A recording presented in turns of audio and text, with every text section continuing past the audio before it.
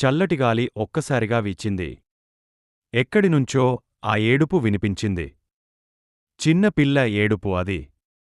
కృష్ణ భయపడి వెనక్కు తగ్గుతున్నా ఏదో తెలియని శక్తి అతన్ని ముందుకు నడిపించింది. వేపచెట్టు దగ్గరకు చేరుకున్న కృష్ణ చెట్టు కొమ్మల మధ్య తెల్లటి చీర కట్టుకున్న ఒక పిల్ల అక్కడ నిలబడి ఉండటం చూశాడు.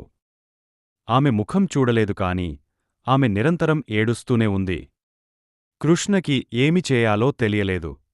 భయం ఒకవైపు ఉంటే దయ మరొక వైపు ఉండి అతన్ని వెనక్కు తగ్గనివ్వలేదు. ఆ కుర్రాడు ఆ పిల్ల దగ్గరకు జాగ్రత్తగా అడుగులు వేశాడు. ఎవరు నువ్వు? ఎందుకు ఏడుస్తున్నావు? అని మెల్లగా అడిగాడు. కాని ఆ పిల్ల ఏమీ మాట్లాడలేదు. కేవలం ఏడుపు మాత్రమే చేస్తూ ఉంది. కృష్ణ ఆమె వైపు చాచి చేయి అందించాడు. ఆ తరువాత